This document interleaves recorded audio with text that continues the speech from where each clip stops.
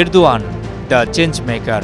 তার নিজের রাজনৈতিক জীবন তো বটেই, তুরস্কের ইতিহাসেও আজ অন্যরকম একটি দিন। দেশটির সার্বভৌমত্বের জন্য সবচেয়ে বড় চ্যালেঞ্জ বিদায় নিল অবশেষে। তুরস্ক, সিরিয়া, ইরাক ও ইরানের একটি অংশ বিশেষ ভূখণ্ড নিয়ে স্বাধীন কুর্দিস্তান গঠনের লড়াই চলছে 4 দশক ধরে। দীর্ঘ এই রক্তক্ষয়ী লড়াই প্রাণ কেড়েছে 40,000 মানুষের। অবশেষে সশস্ত্র এই সংগ্রামের নেতৃত্ব দেয়া কুর্দিস্তান ওয়ার্কার্স পার্টি পিকেকে আত্মসমর্পণ করল। শুক্রবার ইরাকের উত্তরে কুর্দিস্তান অঞ্চলের সোলাইমানিয়ার দুকান শহরের জাসান গুহার প্রবেশপথে অস্ত্র সমর্পণ অনুষ্ঠানের আয়োজন করা হয়। সেখানে হাজির হন তুরস্ক ও ইরাক সরকারের কর্মকর্তারা। 4 জন কমান্ডার সহ 30 জন কুর্দি যোদ্ধা অস্ত্র সমর্পণ করেন। এরপর তা জ্বালিয়ে দেওয়া হয়।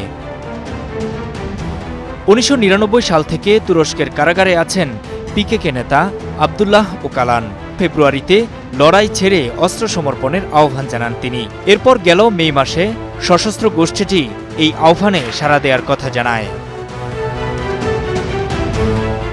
পিকেকের সিনিয়র নেতা বেসে হোজাত জানান, তারা স্বেচ্ছায় অস্ত্র ধ্বংস করছেন। একই সঙ্গে গণতান্ত্রিক প্রক্রিয়া, বিচার বিভাগের সংস্কার, সাংবিধানিক ও বিচার বিভাগীয় বিধিমালা প্রণয়ন খুবই জরুরি বলেও উল্লেখ করেন তিনি।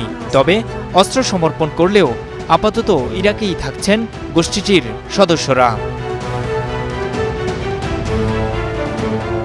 নূর মোহাম্মদ, স্টার নিউজ।